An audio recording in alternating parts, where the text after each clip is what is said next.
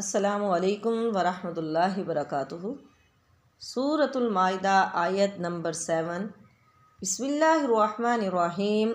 وذکروا اور یاد کرو نعمت اللہ کی نعمت کو، علیکم جو تم پر ہے، ومیثاقہ اور اس کے عہد کو، الذی وہ جو واثقکم اس نے عہد لیا تم سے، بھی جس کا، اس جب تم نے کہا سمعنا ہم نے سنا، واطعنا اور ہم نے اطاعت کی، ہم نے قبول کیا، واتقوا اللہ اور ڈرو اللہ تعالیٰ سے، ان اللہ بے شک اللہ تعالیٰ علیم جانتا ہے، بذات الصدور سینوں کی چھپی ہوئی باتوں کو۔ وذکروا اور یاد کرو، یہاں پر کس کو خطاب کیا جا رہا ہے؟ ایک رائے تو یہ ہے کہ مومنوں کو خطاب کیا گیا ہے، اور دوسری رائے یہ ہے کہ یہاں پر یہود کو خطاب کیا گیا ہے، اور تیسری رائے یہ ہے کہ تمام انسانوں کو خطاب کیا گیا ہے۔ وذکروا تم یاد کرو نعمت اللہ کی نعمت کو۔ اب نعمت سے مراد کون سی نعمت ہے؟ اس آیت میں نعمت سے مراد سب سے بڑی نعمت جو ہے وہ اسلام کی نعمت ہے، دین پر عمل کرنے کی نعمت ہے، دین کی سمجھ کی نعمت ہے، ایمان کی نعمت، دین کی نعمت، اللہ کی خاطر بندوں سے محبت کرنے کی نعمت، دین کی وجہ سے کسی سے محبت، یہ بھی ایک بہت بڑی نعمت ہے۔ اللہ کی خاطر دلوں میں محبت کا پیدا ہونا یہ بھی بہت بڑی نعمت ہے۔ وَأَلَّفَ بَيْنَ قُلُوبِهِمْ کہ ہم نے الفت ڈال دی تمہارے دلوں میں، یہ بھی اللہ کی نعمت ہے۔ اور ہمارے جسم کے اندر جتنے بھی اعضاء ہیں، آنکھ ہے، کان ہے، ناک ہے، ہونٹ ہے، یہ سب زبان ہے، یہ سب اللہ کی نعمتیں ہیں، تمام نعمتیں مراد ہیں۔ تو فرمایا نعمت اللہ کی نعمت کو یاد کرو۔ اگر اس سے مراد ہم مومن لیتے ہیں کہ مومنوں کو خطاب ہے، تو اس کے لیے ایمان بہت بڑی نعمت ہے۔ اور اگر اس سے مراد اہل کتاب لیتے ہیں کہ اہل کتاب کو خطاب ہے، یعنی بنی اسرائیل کو، اہل کتاب کو، بنی اسرائیل کو، یعنی تو پھر بنی اسرائیل کو، ان کو بھی اللہ تعالیٰ نے بہت سی نعمتیں عطا کی، تمام جہان والوں پر فضیلت عطا کی۔ اور اگر اس سے مراد تمام انسان لیتے ہیں کہ تمام انسانوں کو خطاب ہے، تو ہر انسان کو اللہ نے بے شمار نعمتیں دی ہوئی ہیں۔ اللہ کی نعمتیں بے شمار ہیں، اگر انسان گننا چاہے تو گن نہیں سکتا ہے۔ انسان بڑا ناشکرا ہے، اللہ کی نعمتوں کا شکر ادا نہیں کرتا۔ تو ہمیں چاہیے جو اللہ نے ہمیں نعمت دی ہے تو اس پر ہم شکر ادا کریں۔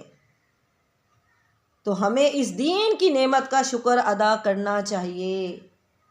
ومیثاقہ اور اس کا عہد، الذی وہ جو واثقکم بھی اس نے عہد لیا تم سے۔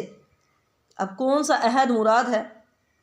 اگر تمام لوگوں کو خطاب کیا گیا ہے تو تمام لوگوں سے، تمام بنو انسان سے کون سا عہد لیا تھا؟ الستو بربکم کیا میں تمہارا رب نہیں ہوں؟ وہ عہد بھی مراد ہے، وہ تمام وعدے بھی مراد ہیں جو اللہ کی طرف سے امانت ہے، عبادات میں، معاملات میں۔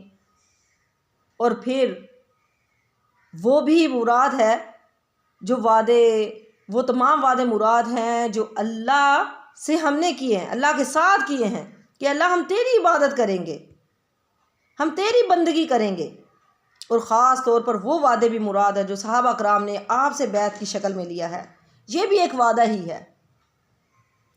جو مسلمان اسلام میں داخل ہوتے وقت آپ صلی اللہ علیہ وسلم کے ہاتھ پر کیا کرتے تھے، جیسا کہ صحابہ کرام نے بیعت کی تھی کہ ہم خوشی اور ناخوشی میں، تنگی اور آسانی میں کبھی بھی آپ کی نافرمانی نہیں کریں گے، آپ کی اطاعت کریں گے۔ تو یہ بھی ایک وعدہ ہی ہے۔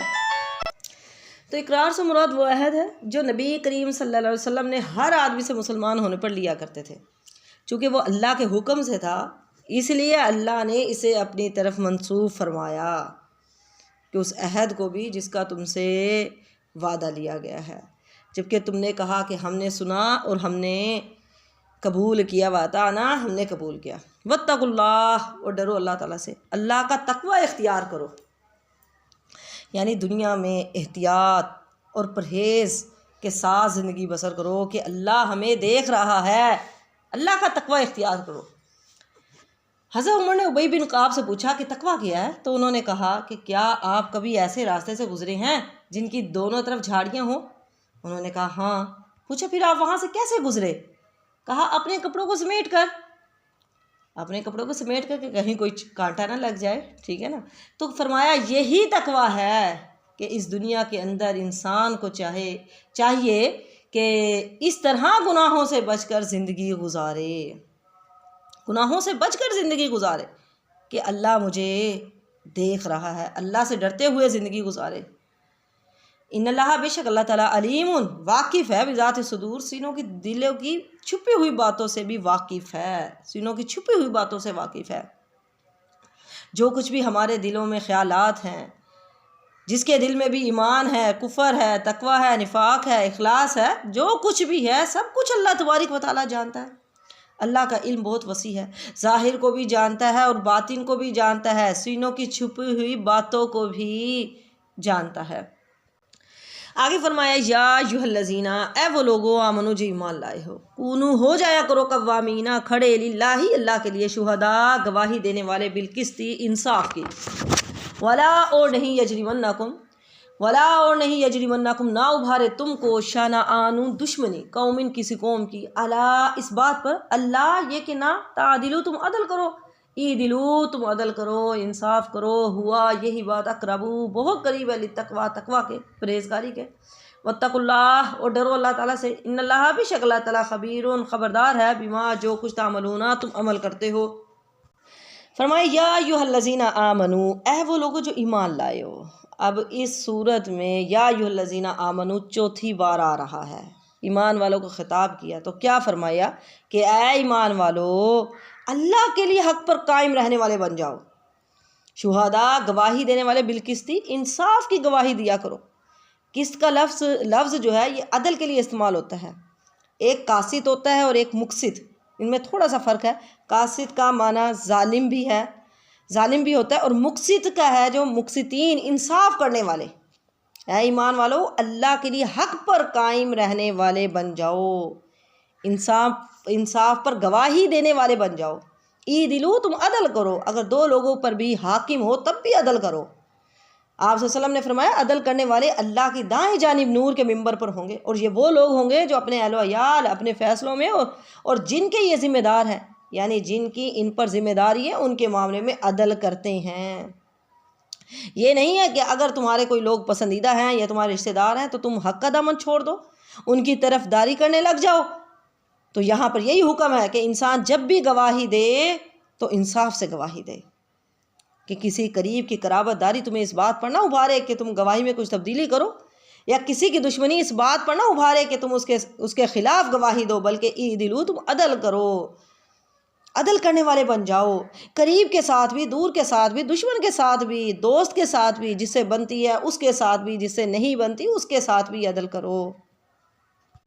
ولا یجرمنکم، اور نہ ہرگز نہ ابھارے تم کو، شنآن، دشمنی کسی قوم کی، یہ کہ تم انصاف نہ کرو، انصاف کو چھوڑ دو. لوگوں کی دشمنی تم کو اس بات پر آمادہ نہ کرے کہ تم انصاف چھوڑ دو.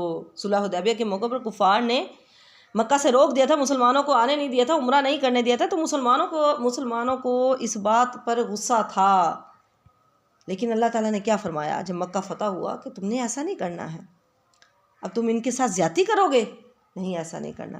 یہ اسلام کی تعلیم ہے کہ دشمن کے ساتھ بھی عدل کرو. اگر کسی سے لڑائی ہے، کسی سے دشمنی ہے، اگر کوئی اچھا نہیں لگتا تو جو بھی اس کا حق ہے اس کو دو. اگر اس کے حق میں بات کرنی پڑے تو اس کے حق میں بات کرو، چاہے ہمیں وہ دل سے برا لگتا ہے. ٹھیک ہے. اور جو حاکم عدل سے کام لیتا ہے، اس کا مرتبہ جو ہے، اس کا اجر، نبی کریم صلی اللہ علیہ وسلم نے یوں بیان فرمایا، آپ صلی اللہ علیہ وسلم نے فرمایا کہ 7 قسم کے لوگ ایسے ہیں جنہیں اللہ تعالیٰ اپنے عرش کے سائے میں جگہ دے گا. جس دن کسی چیز کا سایہ نہیں ہوگا، ان میں سے ایک جو ہے عدل کرنے والا حکمران ہوگا. ہر معاملے میں ہمیں عدل سے کام لینا چاہیے، یہاں تک کہ گھریلو زندگی میں بھی عدل کا حکم دیا گیا ہے کہ اگر ایک سے زیادہ بیویاں ہیں تو شوہر کو چاہیے کہ وہ انصاف کرے، اسے بھی انصاف کا حکم دیا گیا ہے کہ عدل کرو، انصاف کرو. ایک سے زیادہ اولاد ہے تو اولاد کے درمیان بھی عدل کا حکم دیا گیا ہے.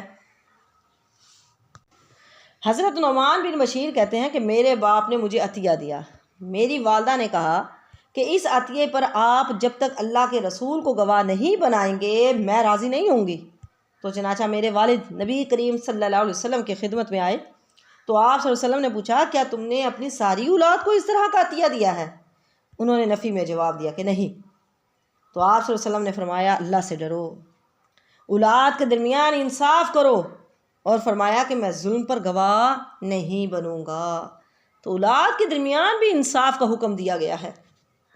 وَلَا يَجْرِمَنَّكُمْ شَنَآنُ قَوْمٍ عَلَىٰ أَلَّا تَعْدِلُوا، لوگوں کی دشمنی اس بات پر نہ مادہ کرے کہ انصاف چھوڑ دو۔ شاہ عبد القادر رحمۃ اللہ علیہ لکھتے ہیں کہ اکثر کافروں نے مسلمانوں سے بڑی دشمنی کی تھی، ٹھیک ہے نا۔ جب وہ مسلمان ہوئے تو فرمایا کہ ان سے وہ دشمنی نہ نکالو، اور ہر جگہ یہی حکم ہے، حق بات میں دوست اور دشمن برابر ہیں، سب کے درمیان عدل کرو۔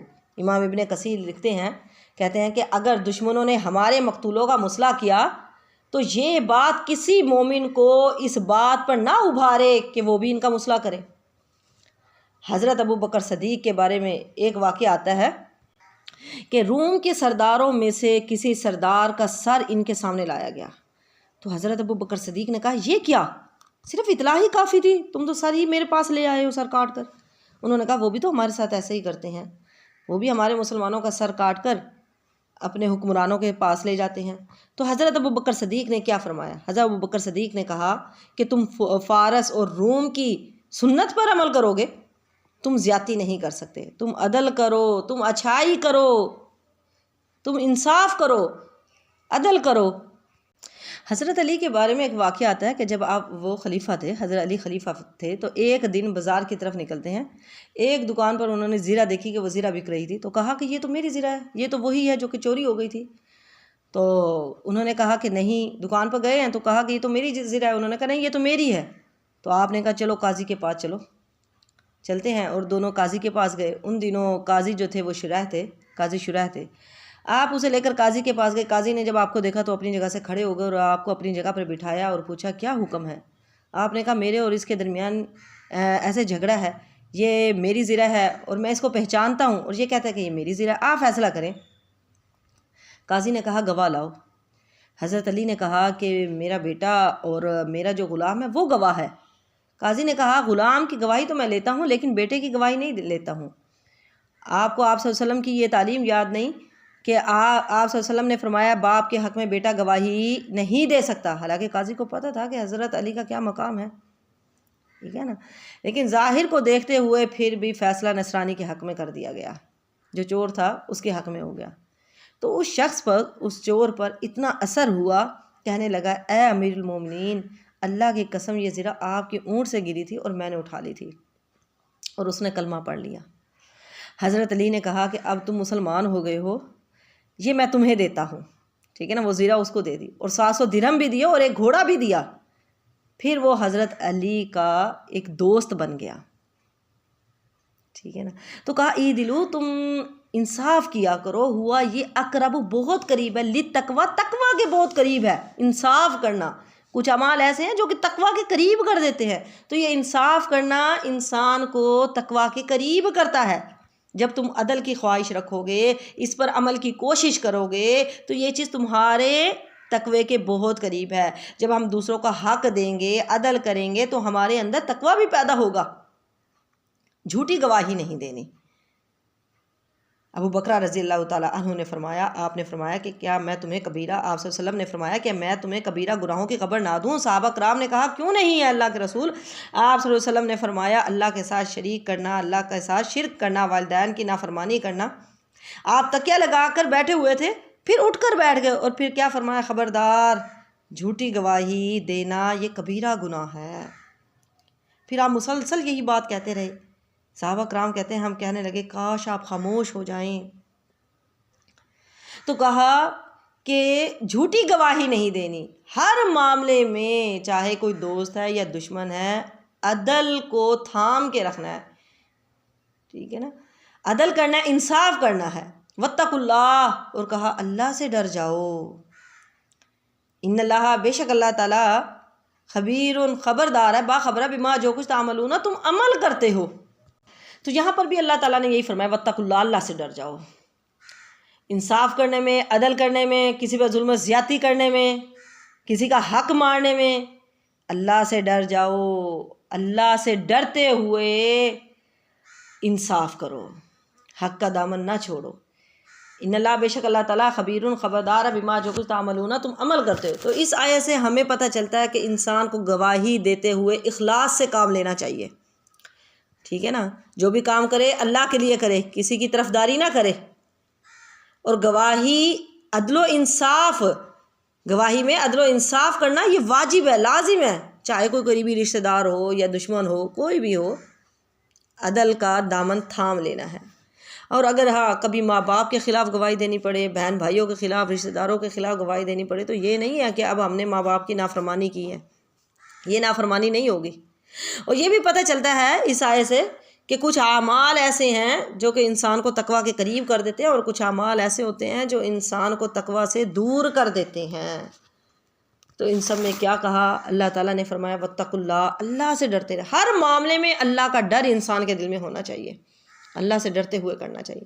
ان اللہ، بے شک اللہ تعالیٰ، خبیر، جو کچھ بھی تم کرتے ہو، بما تعملون، جو کچھ بھی تم کرتے ہو، خبیر، باخبر ہے۔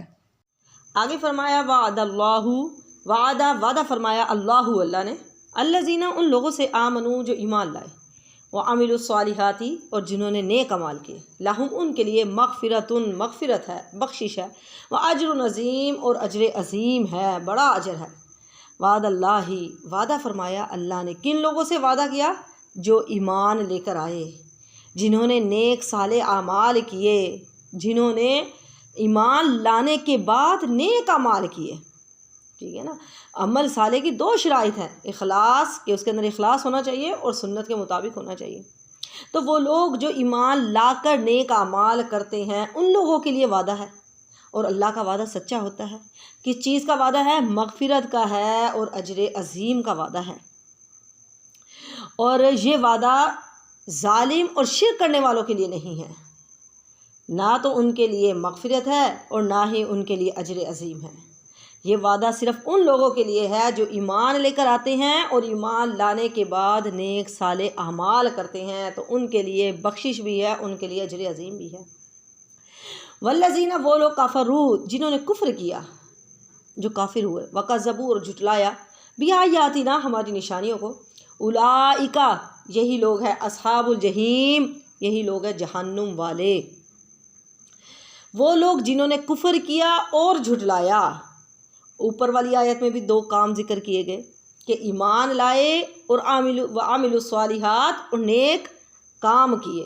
یہاں پر بھی دو کام ذکر کیے گئے ہیں، ایک ہے کفروا، جنہوں نے کفر کیا، اور دوسرا وکذبوا، اور جھٹلایا، ٹھیک ہے نا۔ جنہوں نے کفر کیا اور جھٹلایا، کبھی تو ایک ہی ذکر کیا جاتا ہے کہ انہوں نے کفر کیا، یعنی کفر کا ذکر کیا جاتا ہے، اور کبھی تکذیب کا ذکر کیا جاتا ہے، اور کبھی دونوں اکٹھے بھی ذکر کیے جاتے ہیں، جس طرح کہ یہاں پر ہے کہ انہوں نے کفر کیا، وکذبوا، اور جھٹلایا۔ تو ان کے لیے کیا ہے؟ وہ اولئک، یہی لوگ ہیں، اصحاب الجحیم، یہی لوگ جہنم والے ہیں، وہ جہنم میں جائیں گے۔ اگر انسان کامیاب ہونا چاہتا ہے، جہنم سے بچنا چاہتا ہے، تو اللہ کے ہر حکم کے آگے اپنا سر جھکا دے۔ کافروا، اگر انکار کرے گا، وکذبوا، اور جھٹلائے گا، تو پھر کیا ہے؟ پھر وہ جہنمی ہے۔ تو جن لوگوں نے کفر کیا اور ہماری آیتوں کو، نشانیوں کو جھٹلایا، تو یہی لوگ اصحاب الجحیم، جہنمی ہیں، جہنم والے ہیں۔ اصحاب جو ہے یہ صاحب کی جمع ہے، اور صاحب کہتے ہیں ساتھ رہنے والے کو، یعنی یہ لوگ ہمیشہ جہنم کے ساتھ رہیں گے۔ کون لوگ؟ جو کافر ہیں اور جنہوں نے جھٹلایا۔ تو اولئک، یہی لوگ اصحاب الجحیم، جہنمی، یہی جہنم والے ہیں۔ آگے فرمایا یا ایھا الذین، اے وہ لوگو، آمنو، جو ایمان لائے ہو، اذکروا، یاد کرو، نعمت اللہ، اللہ کی نعمت کو، علیکم، اپنے اوپر، اس جب ہم ارادہ کیا، قوموں نے، ایک جماعت نے، ان یہ کہ یبسطوا، وہ بڑھائیں، الیکم، تمہاری طرف، ایدیہم، اپنے ہاتھ، فکفا، تو اس نے روک دیے، ایدیہم، ان کے ہاتھ، عنکم، تم سے، واتقوا اللہ، اور ڈرو اللہ تعالیٰ سے، وعلی اللہ، اور اللہ ہی پر، فلیتوکل، بس چاہیے کہ توکل کرے، مؤمنون، مومن، اہل ایمان۔ یا ایھا الذین آمنو، اے وہ لوگو جو ایمان لائے ہو۔ اب یہاں پر اس صورت میں، یعنی یہ 5ویں بار یا ایھا الذین آمنو کا لفظ آیا ہے۔ تو فرمایا کہ یا ایھا الذین آمنوا اذکروا نعمت اللہ، اللہ کی نعمت کو یاد کرو۔ یہاں پر اب خاص نعمت کا ذکر کیا جا رہا ہے، پیچھے ہم نے پڑھا تو وہ عام نعمتیں تھیں، بے شمار نعمتیں تھیں، اب یہاں پر ایک خاص نعمت کا ذکر کیا جا رہا ہے، وہ کون سی ہے؟ جب ہم ارادہ کیا قوم، ایک قوم نے، ان یبسطوا کہ وہ بڑھائیں تمہاری طرف، ایدیہم اپنے ہاتھ، یعنی تم پر حملہ کریں، فکفا تو اس نے روک دیا ایدیہم ان کے ہاتھ، عنکم تم سے، یعنی وہ تم پر حملہ نہیں کر سکے، اللہ تبارک و تعالیٰ نے ان کے ہاتھ روک دیے۔ جب ہم ارادہ کیا قوم، ایک قوم نے، قوم سے مراد کون سی قوم ہے؟ قوم سے مراد منافقین بھی ہیں، مشرک بھی ہیں، یہود بھی ہیں۔ اس آیت کے شان نزول میں مفسرین نے بہت سے واقعات بیان کیے ہیں۔ حضرت جابر رضی اللہ تعالیٰ عنہ بیان کرتے ہیں کہ وہ نجد کی طرف نبی کریم صلی اللہ علیہ وسلم کے ساتھ جنگ میں ساتھ تھے۔ جب رسول اللہ صلی اللہ علیہ وسلم واپس لوٹے تو وہ بھی واپس لوٹے۔ دوپہر کے آرام کا وقت ایسی وادی میں آیا جہاں بہت سے خاردار درخت تھے۔ رسول اللہ صلی اللہ علیہ وسلم اتر پڑے اور لوگ درختوں کے سائے کے لیے درختوں کی تلاش میں بکھر گئے۔ رسول اللہ صلی اللہ علیہ وسلم ایک کیکر کے درخت کے نیچے اترے اور اپنی تلوار اس کے ساتھ لٹکا دی۔ حضرت جابر رضی اللہ تعالیٰ عنہ کہتے ہیں کہ ہم ابھی تھوڑی دیر ہی سوئے تھے کہ نبی کریم صلی اللہ علیہ وسلم نے ہمیں بلایا۔ ہم آپ صلی اللہ علیہ وسلم کے پاس آئے تو آپ کے پاس ایک بدوی بیٹھا ہوا تھا۔ آپ صلی اللہ علیہ وسلم نے فرمایا اس نے میری تلوار لے لی، اور جبکہ میں سویا ہوا تھا میں جاگ پڑا تو اس کے ہاتھ میں میری ننگی تلوار تھی، اور مجھ سے کہنے لگا اب بتاؤ کہ آپ کو مجھ سے کون بچائے گا؟ تو میں نے کہا میرا اللہ۔ یہ سنتے ہی وہ کانپنے لگا اور تلوار اس کے ہاتھ سے گر گئی۔ تو آپ صلی اللہ علیہ وسلم نے فرمایا یہ دیکھو یہ بیٹھا ہے۔ پھر آپ صلی اللہ علیہ وسلم نے اسے کچھ نہیں کہا، معاف کر دیا۔ تو اللہ تبارک و تعالیٰ نے ان کے ہاتھوں کو آپ سے روک دیا۔ اور اسی طرح یہ واقعہ بھی آتا ہے کہ حضرت ابن عباس رضی اللہ تعالیٰ عنہ کہتے ہیں کہ ایک دیت کے سلسلے میں نبی کریم صلی اللہ علیہ وسلم مدینہ کے ایک یہودی قبیلے بنو نذیر کے پاس تشریف لے گئے۔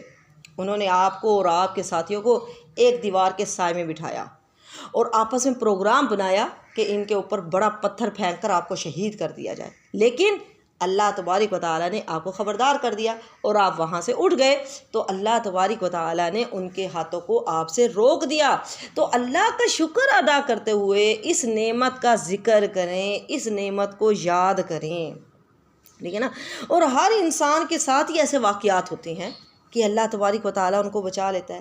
کبھی ایسا ہوتا ہے کہ ایکسیڈنٹ ہوا تو اسے اللہ تعالیٰ نے ایکسیڈنٹ سے بچا لیتا ہے، کبھی کسی بیماریوں سے اللہ تعالیٰ بچا لیتا ہے، مالی نقصان سے بچا لیتا ہے۔ تو یہ یعنی تمام نعمتوں پر انسان کو اللہ کا شکر ادا کرنا چاہیے۔ تو ایسی تمام نعمتوں پر انسان کو اللہ کا شکر ادا کرنا چاہیے۔ اگر کوئی نقصان سے بچ جاتا ہے تو یہ بھی اللہ کی ایک بہت بڑی نعمت ہے، تو اس پر اللہ تعالیٰ کا شکر ادا کرنا چاہیے۔ اور جب نعمتوں کو یاد کرے تو کیا فرمایا واتقوا اللہ، تو اللہ سے ڈرتا بھی رہے۔ یعنی یہ نہ ہو کہ کبھی نعمتیں ملتی جائے تو انسان کے اندر تکبر آ جائے، تو ساتھ ہی کہہ دیا واتقوا اللہ، اللہ سے ڈرتے بھی رہو۔ آگے فرمایا وعلی اللہ، اور اللہ پر ہی فلیتوکل، بس چاہیے کہ توکل کرے مؤمنون، اہل ایمان، مومنوں کو اللہ ہی پر بھروسہ رکھنا چاہیے۔ توکل کا کیا مطلب ہے؟ توکل کا مطلب ہوتا ہے اپنا معاملہ اللہ کے سپرد کر دینا، اللہ کے حوالے کر دینا، اللہ پر چھوڑ دینا۔ اب کون سی ایسی چیزیں ہیں جو ہمیں فکر مند کرتی ہیں؟ صحت کے بارے میں ہے، مالی معاملات ہیں، یا اولاد کی طرف سے ہے، کوئی بھی زندگی کا کوئی بھی مسئلہ ہے تو دعا کریں کہ یا اللہ میں نے یہ اپنا معاملہ تیرے حوالے کر دیا ہے، اب تو اس کو حل کر، تو اس کو درست کر، یعنی میرے بس میں نہیں ہے، میرے بس کی بات نہیں ہے۔ اب کسی بھی فائدے کو حاصل کرنا ہو یا کسی نقصان سے بچنا ہو تو اپنا معاملہ اللہ کے سپرد کر دو، اللہ کے حوالے کر دو۔ تو اب ایک سوال ہے کہ معاملہ اللہ کے سپرد کر کے پھر ہمیں بیٹھ جانا چاہیے یا پھر کوشش بھی کرنی چاہیے؟ انسان کو اسباب کی تلاش کرنی چاہیے، کوشش کرنی چاہیے، ہاتھ پہ ہاتھ رکھ کے نہیں بیٹھنا۔ معاملہ اللہ پر چھوڑ کر اللہ کے سپرد کرنے کے بعد انسان کو کوشش بھی کرنی چاہیے۔ نبی کریم صلی اللہ علیہ وسلم کو بھی توکل کا حکم دیا گیا، اور جو توکل کرتا ہے اللہ اس کو کافی ہو جاتا ہے، اللہ اس کے لیے کافی ہو جاتا ہے۔ وَكَفَى بِاللَّهِ وَكِيلًا، اور اللہ پر بھروسہ نہ ہونا اللہ پر توکل نہ ہونا یہ ایمان کی کمزوری کی علامت ہے۔ یہاں پر کہا گیا وعلی اللہ، اللہ پر ہی توکل کرے کون؟ مومنون، اہل ایمان۔ اللہ پر توکل کرنا یہ ایمان کا حصہ ہے۔